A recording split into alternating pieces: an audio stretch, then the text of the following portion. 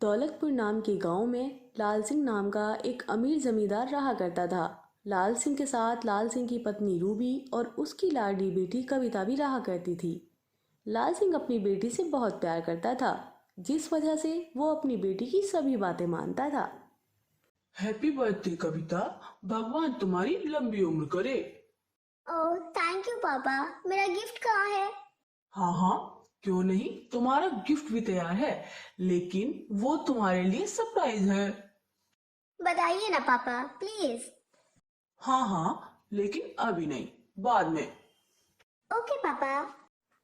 इतना कहकर कविता अपने कमरे में चली जाती है और लाल सिंह की पत्नी रूबी लाल सिंह से पूछती है। क्या गिफ्ट लाए हो आप कविता के लिए? मुझे तो बता ही सकते हो आप। मैं कविता के लिए एक नई कार लाया हूँ, जो उसने कुछ दिन पहले शोरूम में पसंद की थी। शाम को केक काटने के बाद उसे गिफ्ट करूंगा।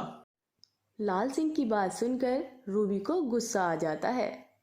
हमारी बेटी अभी इतनी बड़ी नहीं हुई है कि हम उसे कार चलाने को दे दे।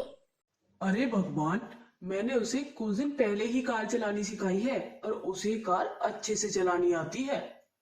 वो जो भी हो, लेकिन मैं अपनी बेटी को कभी कार नहीं चलाने दूंगी। अब आप चाहे बुरा मानो चाहे भला मानो। और रूबी गुस्सा होकर खाने की तैयारी करने के लिए किचन में चली जाती है और लाल सिंह भी गुस्से से अपने कमरे में चला जाता है। शाम होती है। कविता के कुछ दोस्त और कुछ रिश्तेदार आते हैं और बर्थडे सेलिब्रेट किया जाता है। तभी लाल सिंह कविता को उसकी नई कार की चाबी देता है, जिसे देखकर कविता बहुत खुश हो जाती है। थैंक यू पापा। मुझे बिल्कुल भी अंदाजा नहीं था कि आप मुझे एक कार गिफ्ट करने वाले हैं। कार घर के बाहर खड़ी है, जाओ जाकर एंजॉय करो।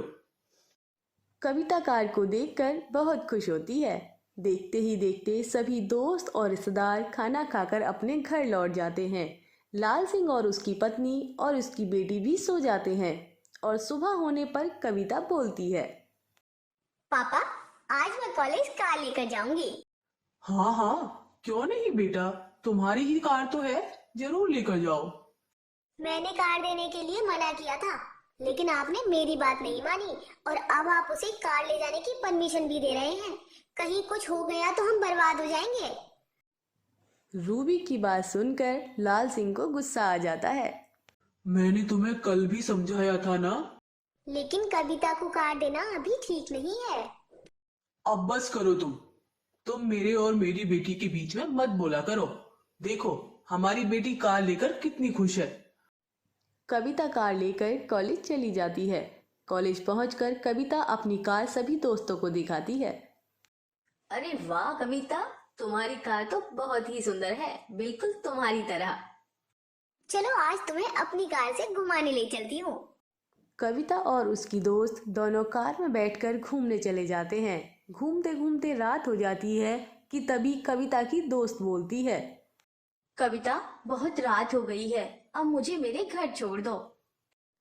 और कविता अपनी दोस्त को उसके घर छोड़कर वापस घूमने निकल जाती है कि तभी अचानक सामने से एक ट्रक आ जाता है और कविता की कार की टक्कर उस ट्रक से हो जाती है और कविता की वहां मौत हो जाती है। कविता की मौत की खबर लाल सिंह और रूबी को मिलती है और दोनों भागकर हॉस्पिटल पहुंचते हैं। सॉरी लाल सिंह जी, आपकी बेटी की मौत यहाँ आने से पहले ही हो चुकी थी।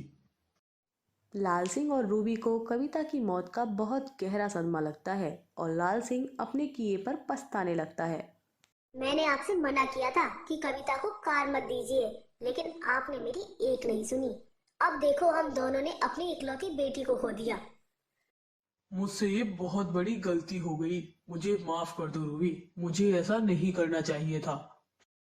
लाल सिंह कविता की कार को कविता की आखिरी निशानी की तरह अपने घर के बाहर ही खड़ा रखता है। रात होते ही वहां एक चुड़ैल आती है। हाय, मेरी कार कितनी सुंदर है। और कार में बैठकर घूमने के लिए निकल जाती है। ऐसा कई दिनों तक चलता रहता है कि एक दिन जब चुड़ैल कार लेने जाती है, तभी रूबी गाड़ी स्टार्ट होने की आवाज से जग जाती है और एक चुड़ैल को कार के अंदर बैठा देखकर बहुत डर जाती है। अरे उठिए, जल्दी उठिए, देखो कविता की कार में एक चुड़ैल बैठी है। लेकिन जब तक लाल सिंह उठता है तब तक वो चुड़ैल कार लेकर वहां से चली जाती है। खराब कार को वहां से गायब देखकर रूबी और लाल सिंह दोनों डर जाते हैं और अगली सुबह लाल सिंह एक बाबा को कार के पास लेकर जाता है। मैं समझ गया। ये चुड़ैल कोई और नहीं, तुम्हारी बेटी ही है। शायद वो इस कार से बहुत प्यार करती थी, इसीलिए ही वो इस कार में बार बार आती है। एक काम करो, तुम इस कार को आग लगाकर खत्म कर दो। इससे तुम्हारी बेटी की आत्मा को शांति भी मिल जाएगी और वो फिर से वहां नहीं भटकेगी। लाल सिंह बाबा की बात मानकर ऐसा ही करता है और कार को आग लगा देता है, जिससे कविता की आत्मा को शांति मिल जाती है।